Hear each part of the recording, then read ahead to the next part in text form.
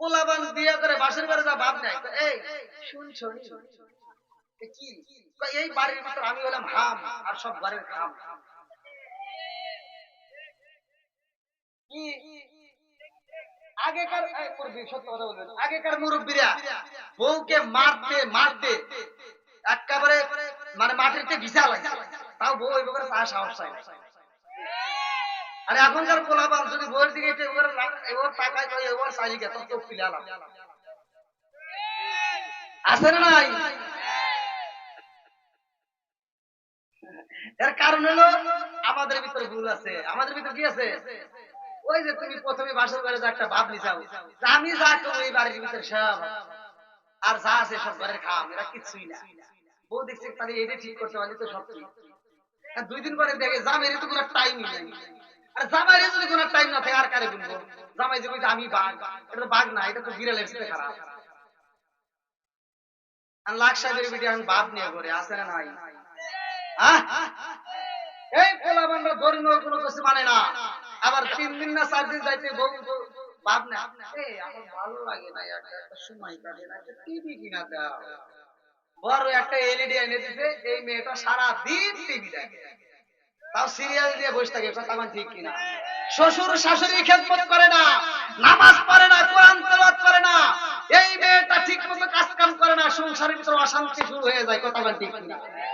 আবার এই সিরিয়াল দেখে দেখে সিরিয়াল থেকে শেখে কিভাবে শাশুড়ির সাথে ঝগড়া করা লাগে, আবার কিভাবে স্বামীকে জ্বালানো লাগে, এরা নাই ওরা ভালো লাগে না, ওরা নাই এটা নাই, এই কাপড় ওই কাপড় আছে না নাই?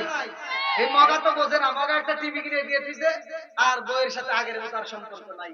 এখন বউ আর আগের মতো সময় দেয় না। মগা সারাদিন অটো চালায়, সারাদিন কাজ কাম করে, এই কাজ কাম কইরা অটো চালায় রাত 10টার সময় আসে। আর মগি তো সারাদিন সিরিয়াল দেখে, শাহরুখ খান শাকিব খান এত সুন্দর চেহারা দেখে দেখে আফসোস করে, হায় হায় ওখানে কত সুন্দর চেহারা, আর আমার দেখে। রাত 10টার সময় যখন তুমি কাজ করে বাড়ির ভিতরে ঢুকছাও, ঢুকে কয় কি, এই শোনা হাত দাও, তোমার কি হাত নাই, তুমি বাইরে খাও।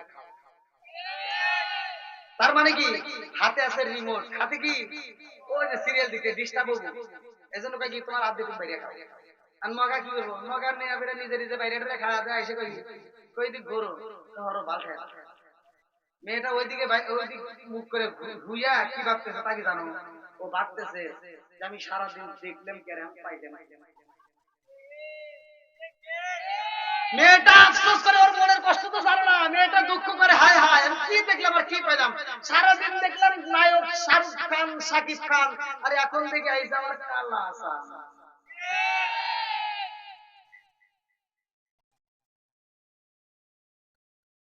কি কথা ঠিক না? ঘরের ভিতরে অশান্তি আছে না নাই? যেই ঘরে আছে টিভি ওই ঘরে ভালো হইব না বিবি। কথা কোন ঠিক কিনা? আল্লাহ জানে আপনারা রাগ করতেছেন নাকি? আমার ভয় করতেছে। টাঙ্গাইলে ওয়াজ করছি, এক মুরব্বি মানে ওয়াজের শেষে যা করছে, হুজুর ওয়াজ হইছে তামা তামা, কিন্তু হুজুর 2টা জায়গায় ভুল গেছে। বললাম কোনে কোনে? আমি ওখানে ওয়াজ করছিলাম, আমার বিষয় দিয়েছিলেন নেশা সম্পর্কে। আমি বলছি মুদবিনুর খামার আল্লাহ রাসূল সম্পর্কে কথা বলছে, যদি কোনো ব্যক্তি কাঁচা পেঁয়াজ কাঁচা রসুন খায় মসজিদে ঢুকে, আল্লাহ রাসূল বলছে ওলো তুমি বিজারিয়াত ঘর গেটি ধরে মসজিদ থেকে বাইরে করে যাও। আর তুমি কোন জ্ঞানে বাথরুমের ভিতর বসে বসে আকিস বিড়ি খাও?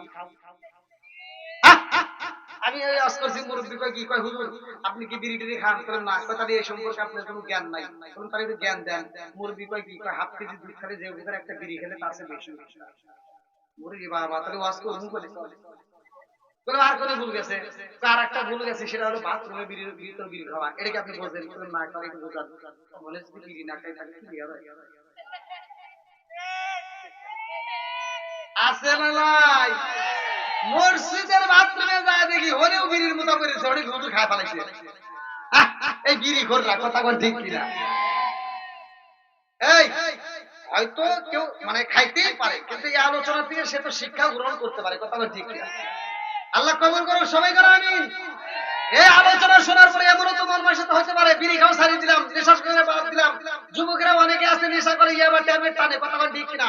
এই ট্যাবলেট গুলো যারা খায় ওরা নিজের বাপরে বাপ দেখে না, রাত 10টার সময় যায় দোকানদারে কয় চাচা, হ্যাঁ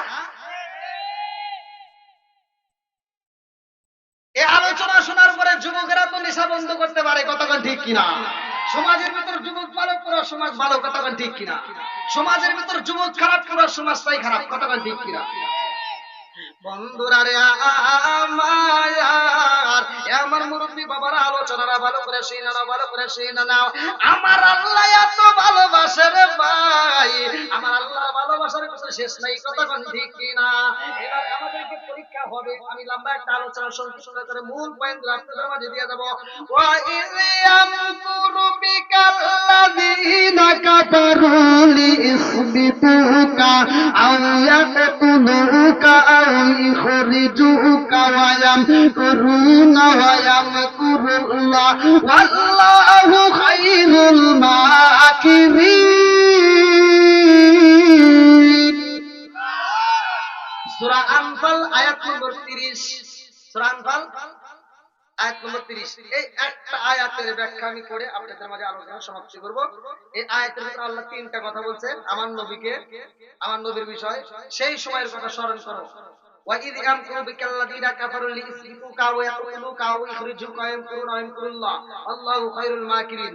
যেই সময় তোমার বিরুদ্ধে, আমার নবী বলতেছে, যেই সময় তোমার বিরুদ্ধে আন্দোলন হলো, তোমাকে হত্যা করতে চায়, তোমাকে দেশ থেকে তাড়া দিতে চায়, কেউ বা তোমাকে সমাজ থেকে, ভালো করে শুনতেন, আপনারা কি কথা বুঝতেছেন? আমার নবীকে বলতেছে তোমাকে বন্দী করতে চায়, তোমাকে হত্যা করতে চায়, তা না হলে তোমাকে দেশ থেকে তাড়াইতে চায়। তিনটা ষড়যন্ত্রের কথা সূরা আনফাল আয়াত নম্বর 30। আপনারা শুনবেন সবাই? সবাই রাজি? সবাই তো রাজি? আল্লাহ কবুল করুক সবাইকে। না